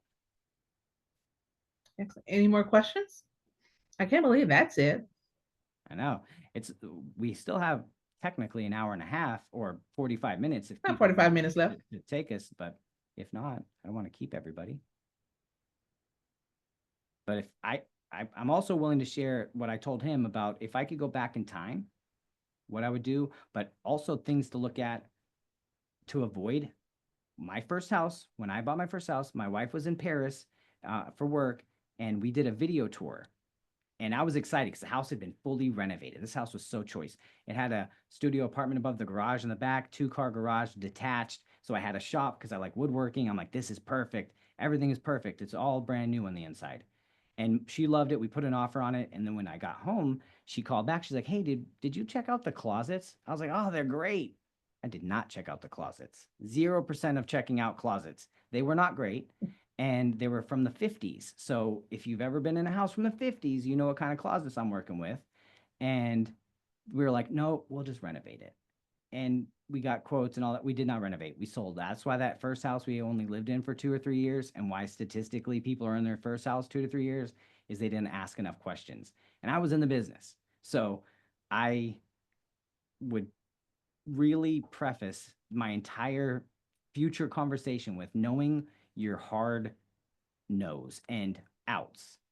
If you need a bathtub, like I needed a bathtub, we had a teeny tiny one, but my partner, she loves soaking in tubs, and we did not have that. Don't compromise on that thing. Or a walk-in closet. So just because the longer you can stay in your first home, the more equity you build. But that's from the lived experience, where I can kind of ask questions like, do you want to live near railroad tracks? Do you want to be near a police station or fire station? Because if you don't know what that's like and never been there, you might not know to ask that question. But I do, because I have, and there's pros and cons. So I'm going to make sure your electricity never goes off. Exactly. So that's great. But if they're rude and they do sirens all night, it can be annoying. some stations they will be silent when they're pulling out their parking lot to not wake the neighbors, but it can be worth it. Or near hospitals, sometimes their grid, because it's protected, will have less power outages. And also, if you're thinking about renting the property in the future, again, if you're near hospitals, there's nurses and doctors that come in and out for short-term contracts. Maybe that's a good resource to set up for a rental in the future. If you're not thinking Yeah. about the long term, you won't ask any of these questions. And speaking of rentals, because I love to tell the story, like one of my investor blows me away. He's got a house now and he's got 4 boarders in it. Mm-hmm. And he's like, yeah, it's almost paid off next year, and then I'm kicking them out. And Yep. so he's basically had them there for the last 8 years, paying off the mortgage. Now that the Yes. mortgage is almost paid off, he doesn't need them there anymore. Yeah. And I'm And like, now we oh, can enjoy it okay. paid off. Yeah, but now they've got to find their own place because they've paid his mortgage off. Yep. And like for renters, you're paying someone's mortgage, it's just not your own. But I'm proud for him to be able to have had someone else pay for his investment. And if you look at that cash on cash return, that's brilliant. I mean, I'm looking forward to purchasing my first rental house and with the exact same thing in mind. Yes, absolutely. So How about this? A quick question for everyone. How many of you have ever thought about being owning multiple properties? Yeah, I have. I definitely have. Working on a military installation, I speak with a lot of retirees, and they have shared their stories with me. One particular doctor I work with, she served, and she told me how she was able to rent out her properties, and I think she even did the section. She took the Section 8 route and everything. So it's possible, but it's kind of blurred when, like you all said, when you've never done it, the fear overtakes the seeing the future. So that's kind of like where I stand. But yeah, definitely, I would love to have a passive income, and that sounds nice to me. So we're gonna make it happen. How much longer do you have in service, Beverly? Do you plan to stay in a full 20? yes, I plan to stay in as long as I can, but that's about 13 years away. So Awesome. It's gonna pass whether we like it or not. that's true. So let's get you a couple of rental properties throughout the United States so that when you retire, you have enough passive income to where you don't have to work anymore. You can just take military retirement and live off your rental properties. I'm on board for that. So Yep. let's do it. See, now that we know that's the 13-year mark, we can put an actionable game plan in place to help make sure we know what your income goal is, and we can put those things in place to make sure you achieve them. all right, I think we got. Go ahead, Beverly. Oh no, I'm done. Yeah, I've been in 7 years, but hopefully by year 13, we'll see what happens. But I'll let someone else ask a question.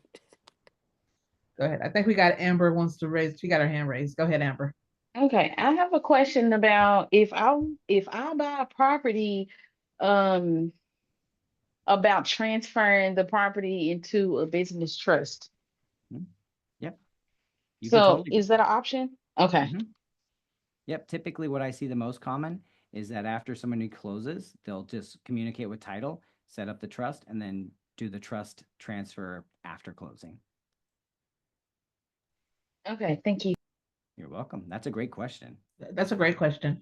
And while we're on that note, something else that I would highly recommend everyone on this call does, if you haven't already done it, and that's even with the mortgage, is make sure you do a transfer of deed on death Mm-hmm. for your property, and file it now.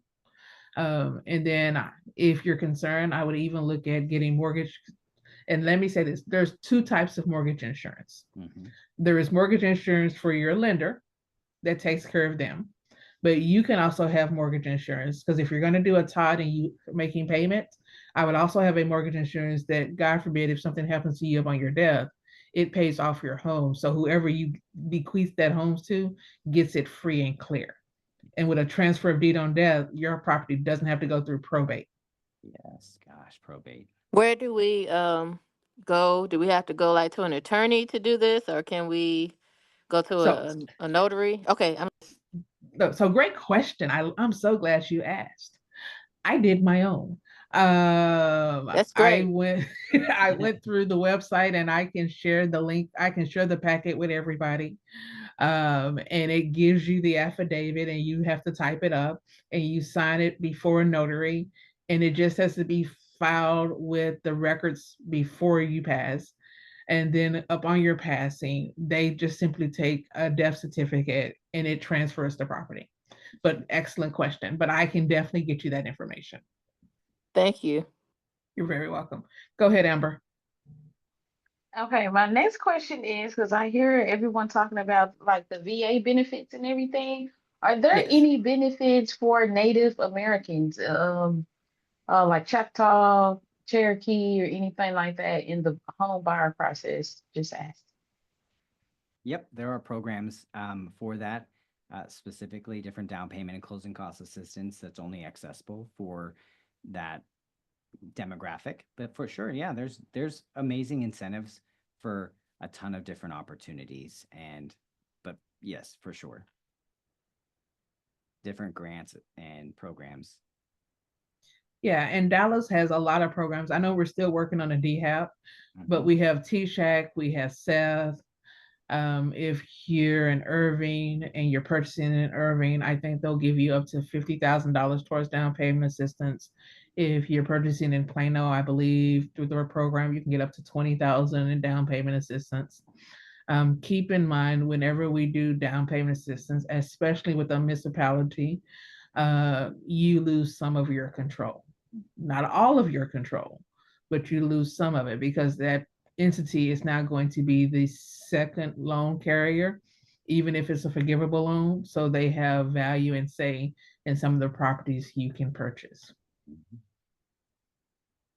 And that's something that we go over during the process if you're interested in different programs, because your loan officer will help control most of that. And we'll go into the pros and cons of each program and which makes the most amount of sense, because some of it is about how long you plan to own the property and what's important to you and what your plans are 12 months, 24, 36 months, and go from there. But yeah, that's the part, is just to show that there's so many opportunities and plans for people to be able to achieve their dreams of home ownership. And right now, I know a lot of people were nervous because rates were higher. But what this has actually done has slowed the market some, to where sellers are giving concessions. And when rates are really low, the seller credits weren't happening, and people were paying over list. So like I had a client that paid $250,000 over the list price on a house in Colleyville. 250,000 over, because the competitive rates were so cheap. They're like, we just want this house. We're coming from out of town. We don't care what this price is. We want this house. But Are now they with rates, underwater now? no, their house still appreciated. They bought back in Okay. 2021, was so crazy, but now Okay. their house is worth about 2.5 million. They bought for 1.25 and paid 1.5. So they made money. It's just that not everybody had that kind of money to compete. And we were seeing some bid over lists in regular price points, 200,000, 250. But now where the rates are, it's helped move things a little bit to where there's flexibility to negotiate. And you can always refinance later. But like now, I had a client get 17,100 from a seller, so it was real money instead of monopoly money. Because sometimes when you go to a builder, they're like 25,000 in incentives, 50,000 in incentives. It's monopoly money, and so they're like taking price off the house. They're giving you design credits, and they're gonna give you cash to close, but then they're gonna charge you 2.5 points, and so it looks really cool. And that's what's good about coming to me, because when you go to a new build, you're going to have to get pre-qualified with the new build. And I'd want you to get pre-qualified with them, because if their incentives are legit and I can help you get their money, I want you to take their money, and then I'll help you refinance in 3 to 6 months after closing when it makes sense to do so. And so again, it's about the relationship, but that's kind of touching on some of the things where you're looking at cash to close and programs, because T-Shack and Seth and TDHCA, most builders won't work with those programs. I do. But also, if you're only going to have your house 3 years and the construction period is still going to go on for 5, if you're going to try to sell in 3 years, you're going to be competing against the brand new built properties, the builder and their incentives, and that can slow appreciation rates. But that's why the conversation with me and Nichelle are so important, is what's the statistical average or statistical probability of you having to sell? And if you did have to sell in 12, 24, 36 months, would you be in a position to make money or break even or be underwater? And so that's some of the stuff that we do on the back end to help reduce your stress. So you don't have to be a math wizard or a home buying wizard. You can focus on your job and know you have a team that you've delegated that type of information to, and they're there and they're aligned with your same goals for the future.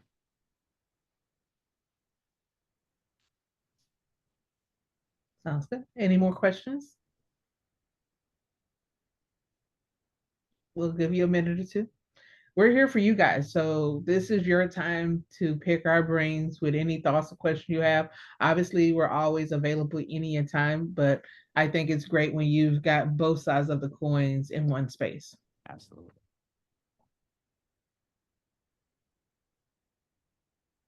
In case anyone's typing, we'll give it a minute or so. Go ahead, Beverly. I think I saw you come off mic. I did. I was just thinking of a question, but it's not. I haven't formed it yet, but I will Okay. when I'll come back on when I do. Yeah. Okay.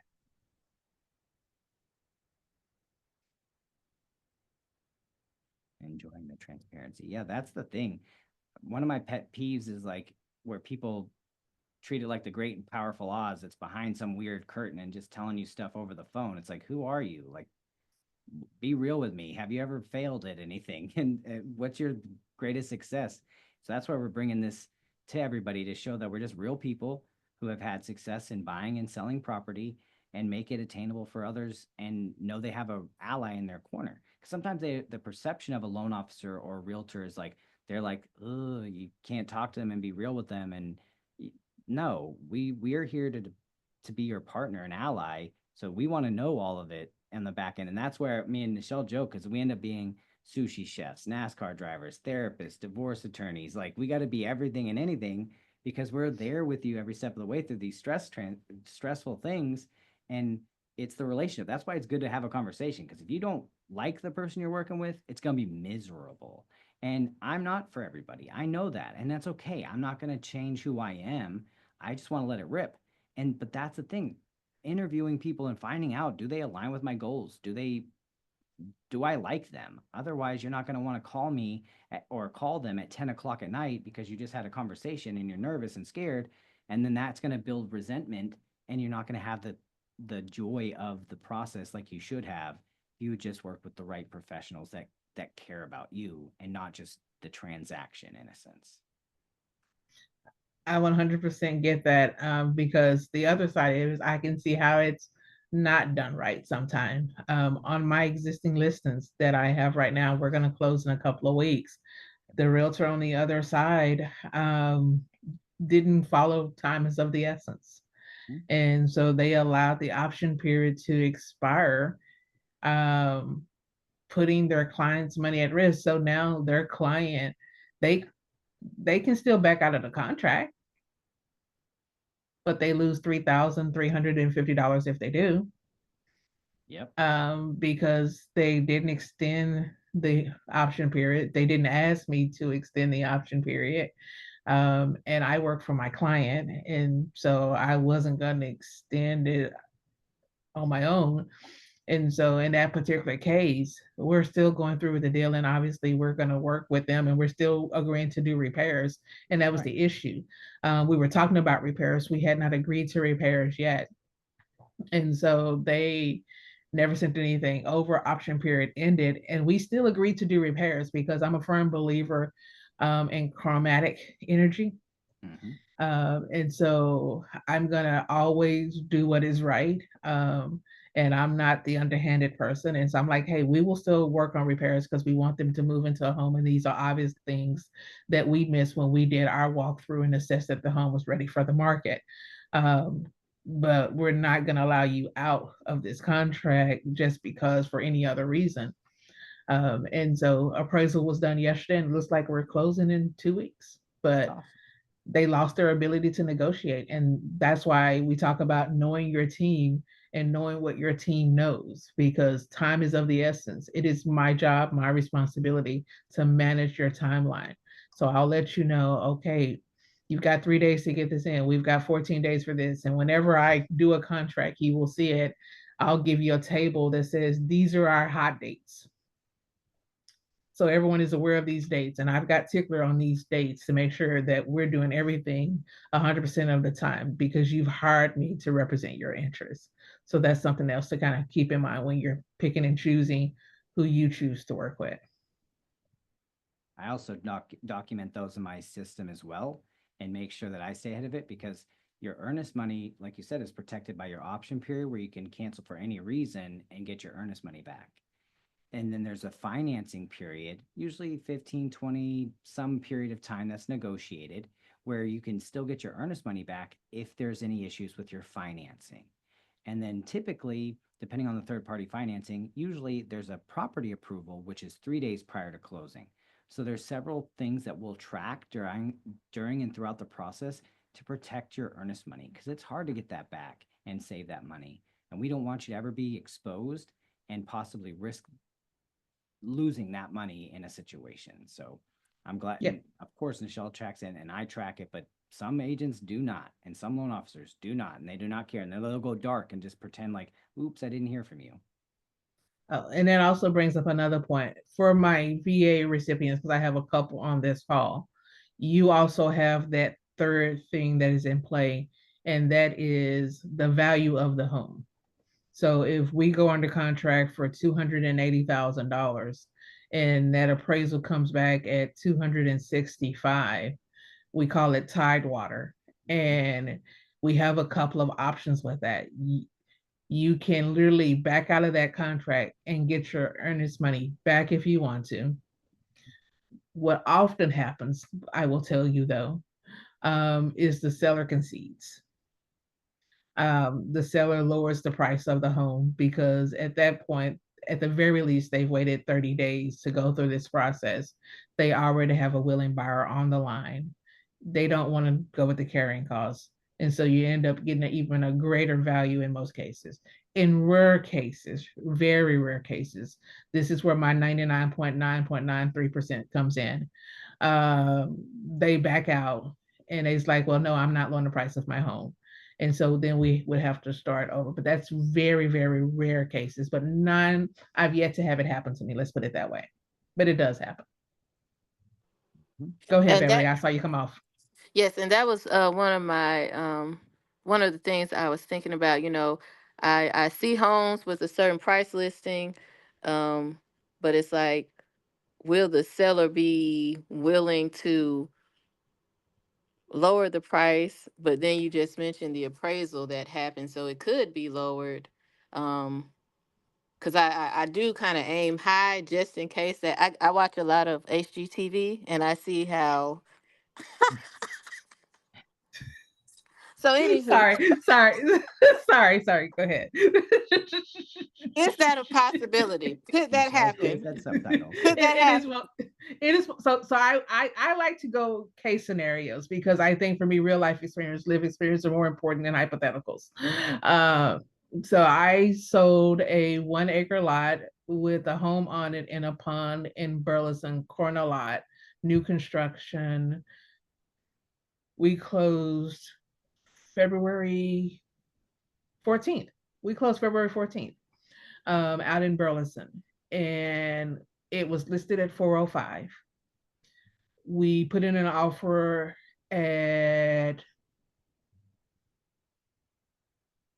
4.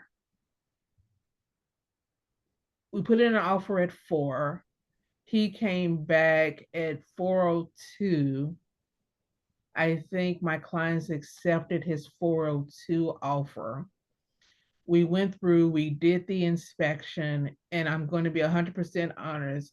This was one of those custom builders, not like a big company. This was like some guy, because you don't need a license to be a builder in Texas. Right. This was some guy that had probably been a contractor, GC in his life, and decided he was just going to go and build houses. This home had a lot of workmanship issues. So we went out there about 6 different times.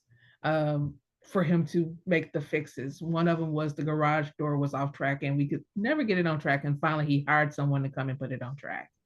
Um, and get some leveling done. We got all of that done. And then we got through the home inspection. We got all the repairs done. We got to the appraisal, and the appraisal came in tidewater. The appraisal came in. Remember, we went under contract for 402. The appraisal came in at 396. Wow. Yep. I talked, and he had an identical one that he had just sold for 405. Um, and so, but it wasn't a corner lot. And so at that point in time, I gave my clients, hey, here's the spill. You have three options. Talk to the other side. He lowered his price to 396. But also there was this with down payment assistance, this is a lender thing. There was only so much that my clients could theoretically, as VA veterans, that they could afford to pay out of their income, because the Uncle Sam is going to limit how much you can pay out of pocket. That's true. Um, and so there was only so much that they could pay out of pocket. So on top of the lower from 402 to 396, a difference of $6,000, we got another $1,700 from the seller because they had already expended more with their option money and earnest money than what they could expend further in the deal. And so instead of paying at close with their Seth down payment assistance, they walked away with, I believe it was a $2,100, $2,200 check. Yep. So yes, it does happen. Now to answer your other question, when you're looking at a home on the market, one of the first things I'm going to look at is days on market. Um, if that home that you're looking at and you want to know, is the seller willing to go down in value? If it's been on the market for less than 60 to 80 days, I'm probably going to say probably not. But what any list agent is going to tell you is put it in writing. So I'm going to say, what do you want to offer? Let's run the numbers.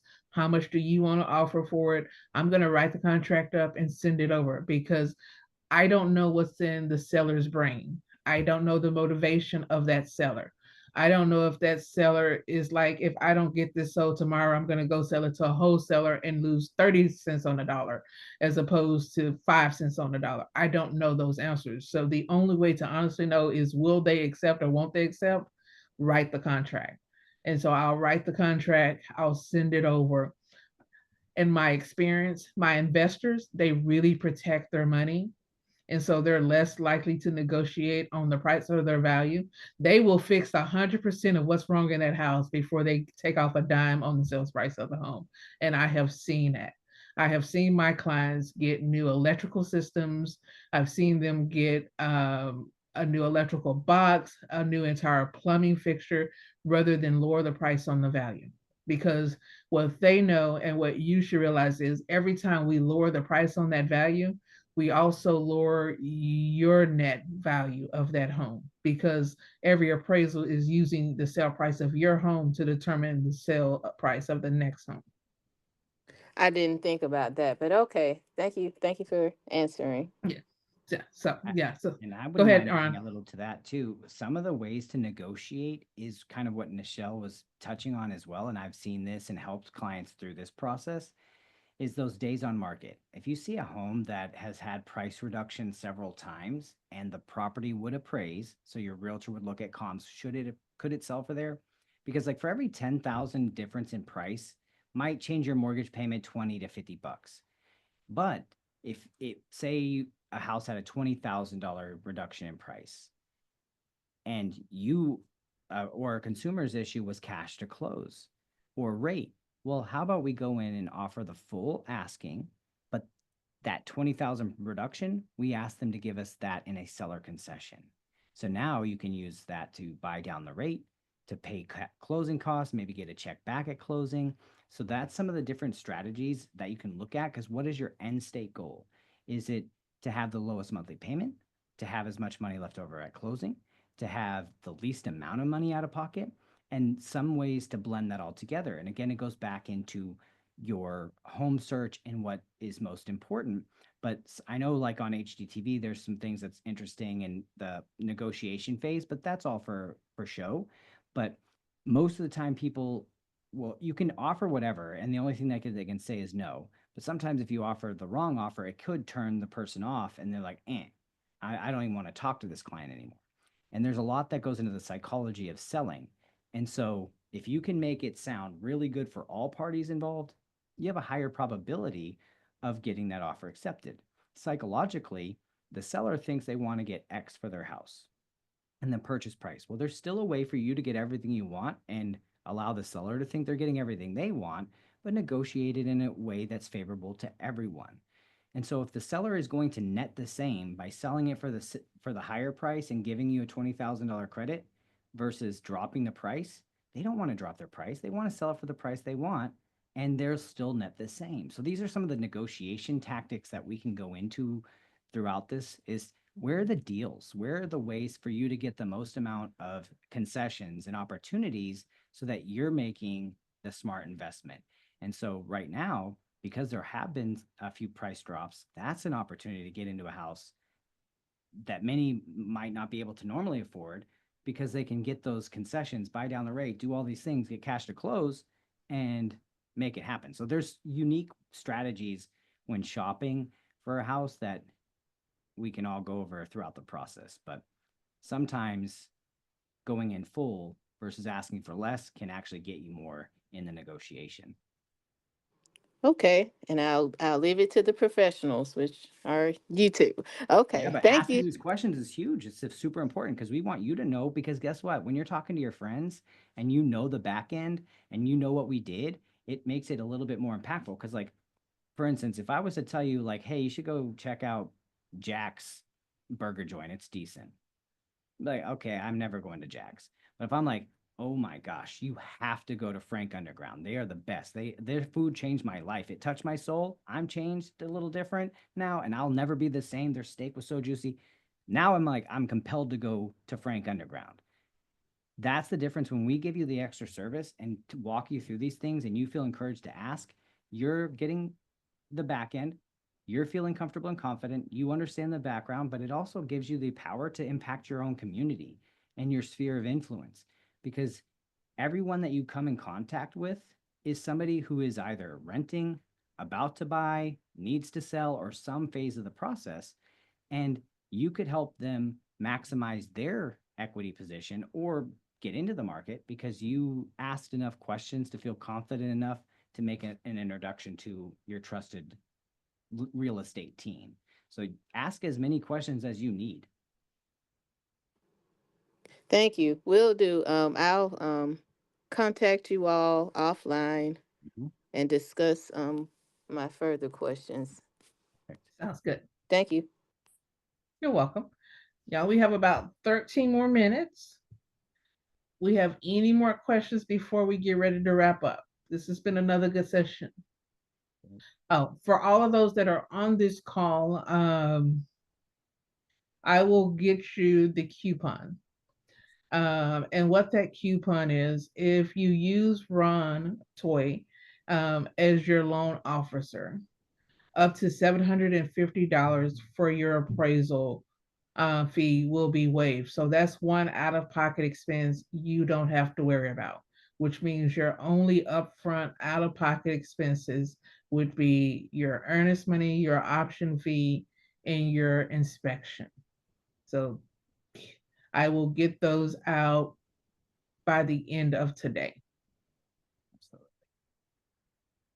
I would try and send it here, but I don't know if this will let me send it. And we're going to be doing this monthly, correct? Yep. Awesome.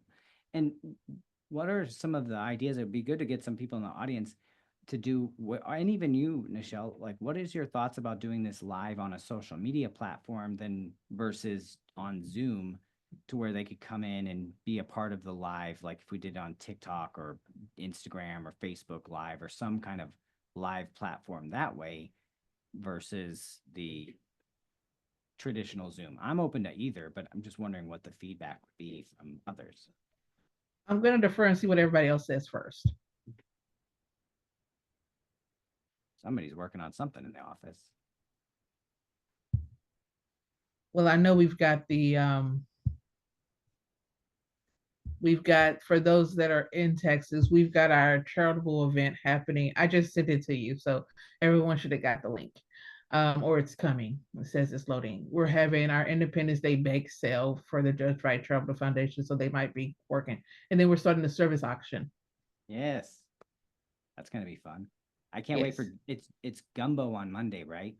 Gumbo is Monday. The bake sale is Tuesday. Oh yeah. We are doing, and you guys are invited to this too. July 18th, we are doing a bingo where cash will be available as prizes inside of our office. Text me if you're interested. And then August 9th, we're doing a carnival. Ron is getting us a Captain Candy machine. Yes. Tamari is bringing a popcorn machine, and we're going to have a dunk tank and I think a live band and some other stuff happening. So Gonna be fun. So that's your coupon. I think, does anyone have any thoughts? And please come off mic for us. Okay, here we go. I think that would be a wonderful idea, especially since it allows others to share with friends and family. Very good information being shared. Great. So maybe we'll do a live one next time as opposed to doing Zoom. That way anybody can jump on. I like it.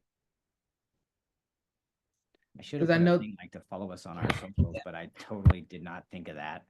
Because I have TikTok and I have an Instagram, and I don't really use Facebook anymore, even though I have a business and personal page, but I'm mostly on TikTok.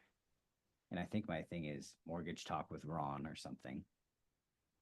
But where would you say, Beverly, would be the best place for you in making it the most convenient? Would it be Facebook Live, Instagram Live, or TikTok Live? You and I are the same. I don't have a Facebook, but Instagram is the platform that I use mainly. So Instagram is definitely my choice. Excellent. Anyone My else? choice would be TikTok. Awesome. I bet you there's a way to do like stream at both. And well, I know, and I'm here. I know I can do Instagram. I don't know how to do them both at the same time though. we could always start off with Instagram and then, because I know there's like my buddy was trying to talk me through it, but it's all magic words to me because I'm not a tech wizard. So I'll just go to his house and have him show me, because he's got like this software where, because he does YouTube, and he can simultaneously stream from YouTube to all of the platforms at the same time. And he was trying to tell me how to do it. I'm like, I have to see it. YouTube is great as well. Yeah, because I do have a YouTube channel as well. But I'm learning, because I'm before just I'm standing very up, y'all. private normally, and so I'm now just getting to go on and start doing social media, and it's been part of my push to be more present and out there in front of people. And so it goes against my normal nature, and but I know it's important that people hear the information, so just know that I'm learning social media. Same there. I could no longer, I couldn't be a double agent, so a secret agent. So I had to get out of social media. So now I'm all over it. I'm used to doing marketing for others, so it's taken a while, but I'm adjusting.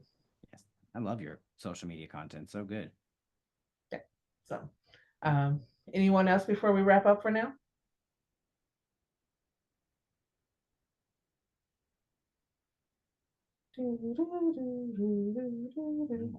Yeah, no further questions from me. Okay. Yes. All minds clear. Everyone got everything that they were looking for on this call?